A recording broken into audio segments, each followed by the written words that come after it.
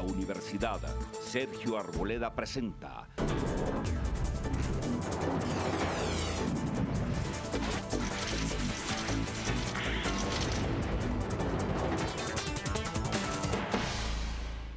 Buenas noches. Tal como se anticipaba desde comienzos del año, un tema que va a ser absolutamente inevitable y crucial en este 2015 es el que va de la mano con las turbulencias económicas que estamos presenciando en Colombia.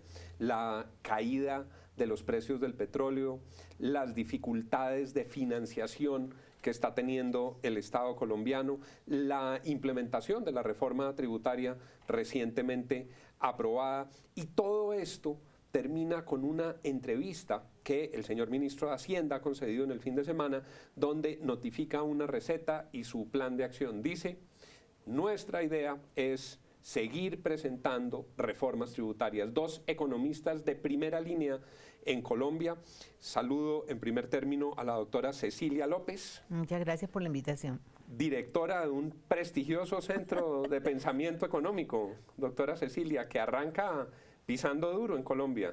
Pues sí, tengo unos compañeros impresionantes, José Antonio Campo y Nora Rey de Marulanda, somos los tres que fundamos el CISOE. Esa es una voz alterna, digamos, a Fedesarrollo, que había tenido Ojalá como el pudiéramos. monopolio de la...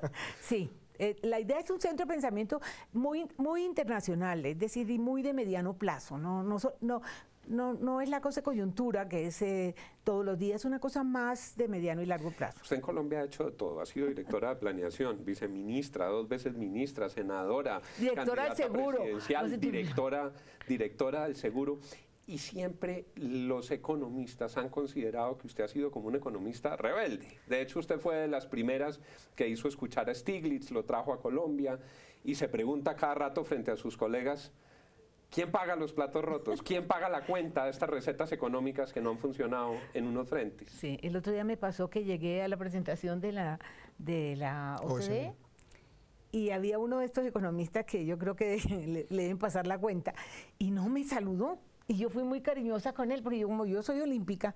Y después por la noche dije, ¿por qué está tan agrio? No, pues hasta que dije, bruta, si es que este es uno de los afectados directamente.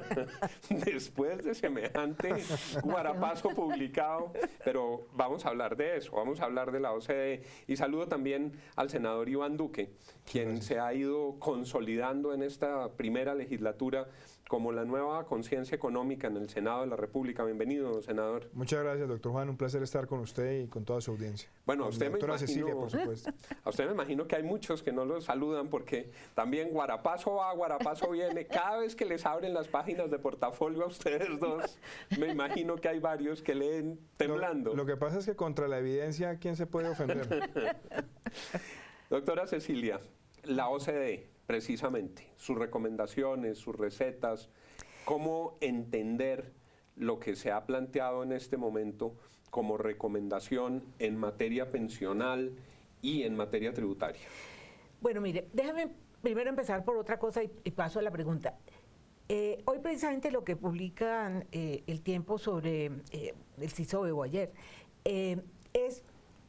tiene que ver con algo que a mí me tiene traumatizada, y es que no hablan sino de la entrada y de lo fácil que va a ser entrar a esta sociedad de los países ricos que hacen las cosas bien, y no miran lo que nos va a costar en términos sociales.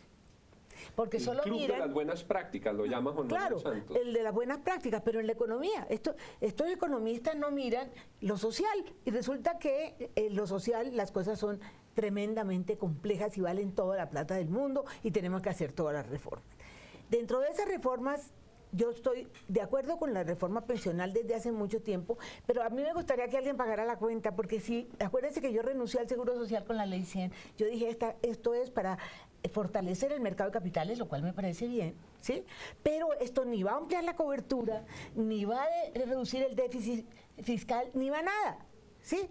Eso pasó, pero a nadie le pasó nada, ¿sí? Y lo que estamos es frente a una bomba pensional que explota todos los años en el presupuesto nacional. Vamos en 50 y cuántos billones, obvio. 60 billones de la boleta pensional. Sí, ahí lo que es interesante, y yo creo que el reporte de la OCDE alerta, y debo decir que de pronto citando frases de la tauromaquia, el reporte es muy bueno con el capote y muy malo con la espada. Es muy bueno en el diagnóstico y muy malo a veces Muy en las típico, conclusiones, ¿no?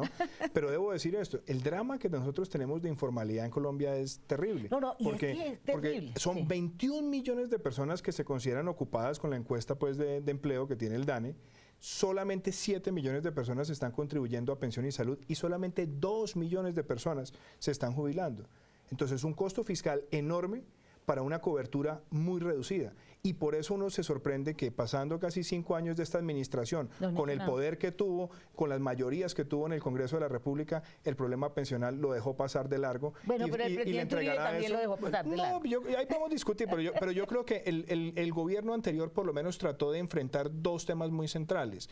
Uno tenía que ver con la cobertura y la creación de los mecanismos de cobertura para la población más vulnerable. No hay que olvidarse que Pero los en BEPS salud. empezaron en ese momento en también en el salud. gobierno anterior, no, inclusive en pensiones. Pero para aquellas personas que no se pensionaban, los BEPS Pero empezaron los a hacer BEPS un son nada. mecanismo, son muy poquitos, estamos de acuerdo, pero empezaron a introducirse y la OECD dice hoy hay que ampliar los BEPS Pero tú dices porque hay un mucha tema, gente que está por tú fuera del planteas sistema. una cosa que me parece fundamental, la recomendación de la reforma pensional.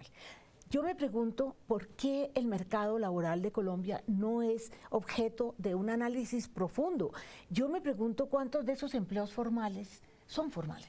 Bueno, es que Es una informalidad, No, pues, se informalizó la formalidad. Desde la cifra misma de empleo que maneja el DANE. Sí. Desde ahí Sí. hay una ¿Cuántas horas hay? aproximación a las es que, cifras que es muy mire esto, doctor complicado. Juan, por ejemplo, uno a veces se sorprende porque ve al gobierno como Alicia en el País de las Maravillas. Entonces vamos por todo el mundo hablando de las maravillas y resulta que después de un tren de gasto público que aumentó en un 50% nominal en los últimos 4 años, el gobierno tiene hoy el desempleo juvenil más alto, uno de los más altos de América Latina. Y aún el gobierno vanagloriándose de lo que llama la ley de primer empleo, cuando uno mira la encuesta del DANE de empleo formal juvenil, uno se da cuenta que 5 de cada 10 jóvenes muy no aportan a dramático. pensión, Así 7 es. de cada 10 jóvenes no tienen acceso a las cesantías. Y eso muestra que aún intentando formalizar, las iniciativas no están produciendo los resultados deseados. Yo le quería preguntar a la doctora Cecilia, usted ha estudiado desde la perspectiva de género todos los asuntos de la política económica. Una de las propuestas más controversiales de la OCDE es elevar la edad de pensión de las mujeres para equipararla a la de los hombres, esos 5 años que se han mantenido. ¿Usted qué opina sobre Mire, esa propuesta? Primero que todo, lo ideal es que la gente dure más en el sistema educativo y dure más en el mercado laboral. Eso es lo único que en el mediano plazo va a permitir que haya sostenibilidad en los regímenes financieros. Ahora que la expectativa de vida está tan alta, eso sería lo ideal. Y lo ideal sería que hombres y mujeres participaran lo mismo en el mercado de trabajo y tuvieran la misma edad para pensionarse. Pero cuando uno mira lo que pasa con las mujeres en Colombia y en América Latina, es para llorar. La mitad de las mujeres en edad de trabajar, con una educación promedio superior a los hombres, no trabajan. Y entonces, si usted no resuelve ese problema, de esa mitad de las mujeres que no pueden salir a trabajar, y yo le digo cuál es la razón de fondo, para mí es la economía del cuidado. Es decir, siguen siendo las responsables del cuidado. Por favor, ¿sí? Esa es la profundicemos en ese tema que yo le he oído a usted, además replicándoles a quienes tienen unas aproximaciones tradicionales a la economía femenina, al trabajo femenino invisible, Sí. a los oficios domésticos no remunerados. ¿Cómo es el tema de la economía del cuidado? Bueno, entonces mire lo que está pasando. Hemos hecho un esfuerzo gigantesco y todas las mujeres hemos llevado 50 años protestando desde Betty Freeman para adelante y muchas otras en el mundo de la necesidad de empoderar a la mujer. ¿Eso qué quiere decir? Darle educación y salud. Lo logramos. Hoy cuando usted mira los índices que presentan y que nunca los mencionan en el Davos, que los hace Harvard, usted encuentra que hay casi que igualdad total en educación y salud en el mundo. O sea, y ahí están los países árabes y están los países musulmanes que supuestamente... No. En el mundo hay casi igualdad en términos de las oportunidades, porque son unas variables que arriba están las variables de las mujeres y abajo las de los hombres. Entonces es la comparación. Pero resulta que esas mujeres las educamos para que se frustren. ¿Qué pasa con respecto al acceso a la economía? Nos falta el 40% y ahí está Noruega, está Suecia, está Finlandia, está todo el Se mundo. educan, pero no se insertan en el Pero mercado no hay forma. laboral. Y más de eso, nos falta en términos de acceso al poder político el 80%. Entonces, fíjate, si tú tienes una situación en que las mujeres están en una profunda desventaja y encima de eso, que no participan lo mismo que los hombres, fuera de que el salario es inferior y todo lo demás, pero tienes la mitad de las mujeres de América Latina por fuera del mercado laboral, y no porque no sean capaces, sino porque no pueden. Entonces, ¿qué pasa? ¿Cómo les vas a homologar la edad de pensión si entran con una desventaja gigantesca? Entonces, lo primero que hay que hacer es ver cómo resolver el problema del mercado laboral, y ahí es donde entra la economía del cuidado. Yo quisiera anotar ahí un par de cosas, porque yo también he seguido muy de cerca los estudios de la doctora Cecilia. Cuando trabajé en el Banco Interamericano de Desarrollo veíamos patrones que eran terribles. Por ejemplo, el sueldo de ingreso al mercado laboral de la mujer profesional, calificada, y la no calificada siempre está un 18, un 20% por debajo del de los hombres. En igualdad de condiciones académicas, el mercado engancha 20% más caro a los hombres que a las mujeres. Y hay algo muy dramático en Colombia. Si usted mira el perfil del desempleado juvenil en Colombia, es 20% está en la mujer, un desempleo juvenil de la mujer del 20%. Pero esto tiene mucho que ver con la sociedad. Y casi que si usted me dijera, mire, tome una hoja y dibújeme el perfil del desempleado colombiano a la luz de las estadísticas, sería una mujer entre los 19 y los 25 años en Colombia. Ese es el perfil del desempleado. ¿Y dónde está el problema? Sí, tiene mucho que ver con la sociedad, en el sentido de que todavía hay unos patrones muy claros en que se sigue pensando que sexo es género. O sea, usted nació mujer y usted tiene que cuidar a los chinos, arreglar la casa, cuidar a su marido, todo gratis, ¿sí? Y usted es hombre, usted es el proveedor. Eso por Dios, eso pasó a la historia. Educamos a las mujeres tienen hoy más vida sana que los hombres. Es decir, es un potencial desperdiciado. ¿Dónde está el problema? El problema está en lo que se llama la economía del cuidado. ¿Qué es la economía del cuidado? Y voy a sacar un libro que espero ya va a entrar en imprenta. Lo lanzaremos aquí en exclusiva. En exclusiva, se llama Bases para un nuevo modelo de desarrollo con igualdad de género. ¿Qué es lo que pasa? Bueno, mejor me callo porque de pronto no, si digo eso no me lo sacan, pero bueno, ¿qué es esto? El cuidado, o sea, atender a la familia, al hogar, siempre se consideró parte de ese rol tradicional. Pero hay una cosa que se llama la economía del cuidado, y son aquellas actividades del cuidado no remuneradas al hogar y a la familia que pueden hacer terceros. Y ese es el peso que usted le puede quitar a las mujeres si usted lo distribuye y lo mete en el circuito de la economía. En inglés la palabra es lindo, es Transfer Care Economy to Mainstream Economics. Yo no sé, tú que eres muy bueno en inglés, ¿cómo llamarías eso? No le he encontrado la traducción perfecta. No, claro, es una forma de transferencia de costos asociados al cuidado. Exacto, y entonces ¿qué pasa? Que el Estado puede asumir unos, pero el mercado también. Sí, toda la industria del cuidado es una gran oportunidad para el sector privado, ¿sí? Pero si no haces eso, ¿qué pasa? Las mujeres no pueden participar porque están sobrecargadas. Estarán atadas. Le quiero dar un ejemplo. Le cuidado. quiero un ejemplo que nos tocó vivir, por ejemplo, en la campaña presidencial cuando lanzamos el tema de la jornada única. Cuando fuimos a hacer la pedagogía con muchas madres, sobre todo en los barrios más alejados de la ciudad de Bogotá, las madres decían, la jornada no solamente me resuelve a mí el problema de tener a mi hijo estudiando y en una jornada completa, sino que me permite a mí también trabajar, porque muchas madres con los hijos de media jornada no los quieren dejar expuestos al ocio o al vicio o a la captura por la criminalidad. Entonces no tienen la posibilidad de desplazarse de sur a norte de la ciudad, tener un empleo digno y regresar porque están sacrificando parte de su rol. Ese es un tipo de medida que pega en el sector educativo, que también atiende esa necesidad de la transferencia de costos en el cuidado. Recomendaciones de la OCDE en materia pensional, y después de estos mensajes regresamos con las recomendaciones en materia tributaria. Sigan con nosotros.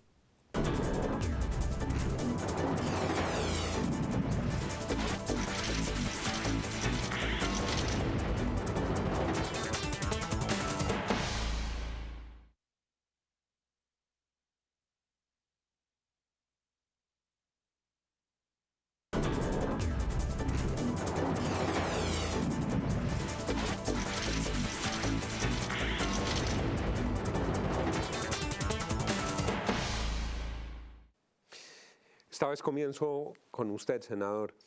Mauricio Cárdenas dice, la idea es seguir presentando reformas tributarias. ¿Cómo lo interpreta y qué opina? Bueno, yo he venido diciendo en algunas de las columnas que este gobierno tiene a ratos síndromes de bipolaridad, porque por un lado el presidente dice no vamos a hacer más reformas a mitad del año pasado, después dice no, sí se necesita una estructural, que además se necesita, pero el ministro lo que resuelve en la entrevista al espectador es la gradualidad de las medidas tributarias, es decir, más de lo mismo, más del statu quo, reformitas cada cierto tiempo para tratar de llenar un huequito u otro. Lo interesante del reporte de la OCDE en el diagnóstico es que dice, primero, usted tiene un régimen tributario que va en contra de la inversión. Tiene un régimen tributario que además está afectando los generadores de empleo. Está desincentivando la inversión extranjera directa en momentos donde usted necesitaría atraer más inversión. Y tiene un sistema muy complejo. Por ejemplo, en el impuesto de renta tiene dos cabezas. Tiene el impuesto de renta y tiene el CREI. Eso usted lo debería acabar. Cosas que muchos de los integrantes de las comisiones económicas y particularmente nosotros en el Centro Democrático criticamos el año pasado diciéndole al ministro, haga una cosa seria, ministro. Pero adicionalmente, dígale al país cuál es el hueco real que se va a empezar a generar por el tema petrolero. Se eludió el debate y el ministro campante sale en El Espectador y dice el hueco va a ser de 9 billones de pesos. Nuestros cálculos es que puede llegar a ser de 12 con los escenarios que tenemos hoy de precio del petróleo. ¿Qué necesita Colombia? Una reforma tributaria que vaya acorde con el modelo de país que tenemos. Un país que necesita vencer la informalidad, luego necesita también incentivar la inversión y la generación de puestos de trabajo. Un país que tenga un sistema cada vez más progresivo, pero que sea progresivo en serio, no con tantas exenciones y tantas escapes o válvulas de escape a las medidas tributarias. En las recomendaciones, y ahí debo decir nuevamente como en la tauromaquia, falló en la espada la OCDE, porque las propuestas son parciales. Entonces dice, mire, bájale el impuesto a las empresas y súbaselo a las personas naturales, pero no dice ni en qué proporción, ni bajo qué esquemas. También Lo dice que además es... En estas condiciones... No, y mire, por ejemplo, esto. Entonces dice, grave los dividendos, pero no dice en qué proporción, qué tipos de dividendos. Grave pensiones altas, eso lo toca muy someramente. Y para rematar, dice, introduzca una serie de impuestos verdes que si bien son interesantes porque tienen que ver con prácticas ambientales, han tenido muy mal impacto fiscal en los países donde se han implementado. Entonces, ese es como el balance de lo que hay ahí, doctor Juan. Doctora Cecilia. Bueno, yo creo que una cosa que me gusta del informe de la OCDE es que dice que la carga de impuestos es muy baja. ¿Cuánto hace que hemos dicho eso? Lo hemos dicho los colombianos desde hace mucho tiempo, e inclusive llegó a ser del 11% de impuestos sobre PIB, lo cual es ridículo. En este momento ellos calculan 15% sobre PIB. El promedio de los países de la OECD es 32%. El promedio, el 32% sobre el PIB. Entonces, lo primero es que usted con ese peso de impuestos no hace nada. ¿Quiénes deberían pagar la factura faltante de impuestos? Mire, doctora Cecilia? claramente, yo comparto que a la industria no se le puede seguir cargando, y menos en un momento de un mundo globalizado. Es realmente lamentable. Yo creo que aquí hay que hacer lo que hace Europa, que paguen las personas, sobre todo las personas más ricas, que en este país no pagan. ¿Cómo se las arreglan? Yo siempre he dicho, todos los gastos se los meten a las empresas. Es un país lleno de empresas familiares. Y los dueños del capital en este país no pagan impuestos. Entonces, yo sí creo que hay que hacer una fórmula en donde esa gente paguen como personas. ¿Cómo se hace para lograr que no se reproduzca lo que últimamente ha ocurrido? Y es que al asalariado medio, al asalariado que no es millonario, al que está sacando adelante su familia, le clavan todos los incrementos, pues termina lo que iban pagando... a hacer con el impuesto de patrimonio. Es que mire, por ejemplo, estas cosas que son pues muy particulares. La reforma del 2012, que la han vendido como una gran reforma por sus impactos en el mercado laboral, nadie ha dicho el hueco que también creó esa reforma. Porque la reforma quitó una serie de parafiscales, pero creó el impuesto del CREE que compensa esa reducción o con miras a compensar esa reducción. Pero bajó el impuesto de renta del 33 al 25 y nunca se llenó ese faltante. Y entonces en el debate de la reforma tributaria nosotros dijimos, miren señores gobierno, ojo con el tema de la renta petrolera. Porque solamente lo que paga de impuesto de renta el sector petrolero, como porcentaje del recaudo del impuesto de renta es el 25%. Y ojo que solamente lo que paga impuesto de renta el sector petrolero es casi el 10% del total del recaudo tributario del país. Y eso ya se cayó. El petróleo, claro, el petróleo está a la mitad de lo que proyectó el gobierno. Más de la mitad, pero mire las inconsistencias y la bipolaridad. Se cayó. Y hoy el gobierno reconoce algo que le veníamos pidiendo hace 6 meses, haga un plan de choque, porque independientemente de las fluctuaciones de precio, usted debe mantener la exploración en Colombia porque tenemos solamente reservas para 7 años. Y si se nos cae todo ese andamiaje de esa economía petróleo-dependiente, el problema es que todo el gasto social que ha incrementado esta administración está soportado en esa renta. No, mira, Cecilia. yo lo que creo es lo siguiente. Yo creo que lo primero es que este país no sale adelante con un peso de impuestos sobre PIB de 14-15%. Aquí esto hay que subirlo. O sea, aquí nos toca pagar impuestos. Lo importante es que se cumpla el principio de equidad, que cada cual pague según sus posibilidades. Y aquí los ricos, como este es un país de élites, un gobierno de élites manejado por las élites, cada vez que se trata de tocar a los ricos, hay que ver, no sé si a ustedes les ha pasado, el lobismo tan espantoso de que ya están especializados Mire, en eso. Pero perdóname, hay otra cosa. Primero, las exenciones. Eso ha sido una vergüenza. Eso es imperdonable, esos son unos huecos, eso genera una ilusión inmensa. Lo otro es, hay sectores como los profesionales independientes. Yo no sé si a ustedes les ha pasado que ustedes van a una consulta médica o de dentista cuando uno va fuera del sistema y no le dan recibo y tiene que pagar en efectivo. Ahí hay evasión de impuestos, ¿sí? Entonces me parece que la base impositiva tiene que crecer, pero tiene que crecer de manera equitativa. Claro, Mire, porque doctor Juan, doctor Iván, lo que me preocupa es que ese diagnóstico sobre la necesidad de aumentar el recaudo ha estado acompañado de una voz diciendo, como lo ha señalado la doctora Cecilia, los que tienen más deben pagar más. Pero cuando uno ve en la práctica, eso no pasa. Lo que ocurrió en las últimas reformas es que el tributo cayó de manera más severa en profesionales de clase media, es que jóvenes profesionales que están tratando de salir adelante y ellos están pagando el doble de lo que pagaban y en conjunto la equidad del sistema no mejoró. No, es que la reforma del 2012 fue brutal para los asalariados. Brutal. Pero además, mire con cosas tan absurdas como esta. Entonces se crea el régimen del IMAS, el régimen del IMAN y la renta simplificada. Y la confusión de regímenes mire, por ejemplo, y los cálculos que tienen que en el hacer. régimen simplificado, que era el IMAS, teníamos 22 tarifas diferenciadas dependiendo de su profesión. O sea, teníamos personas con el mismo ingreso, pero con profesión distinta y tenían deducciones inmensas. Eso es inmanejable. Pero voy a una cosa mucho más de fondo en las recomendaciones. La OECD dice, suba el IVA al 19, al 20, homogenícelo. Hombre, el IVA, sí, eventualmente esa es una discusión que se va a dar o que se puede dar. Pero hay muchos países que han empezado a corregir la regresividad del IVA buscando mecanismos de devolución para la población más vulnerable. Ese tipo de discusiones hay que darlas en el país. Yo no oigo, doctora Cecilia, al ministro diciendo abramos la discusión del IVA sobre la base de que a los más pobres se les devuelve lo que pagan, porque si no, lo que termina pasando es que la canasta familiar, unos productos que hoy están exentos, terminan grabados. ¿Y quiénes son los paganinis? Las personas de menores recursos. Hay una cosa que a mí me parece gravísima en la reforma de la anterior, y es que homologa los ingresos provenientes de capital de los ingresos provenientes de trabajo.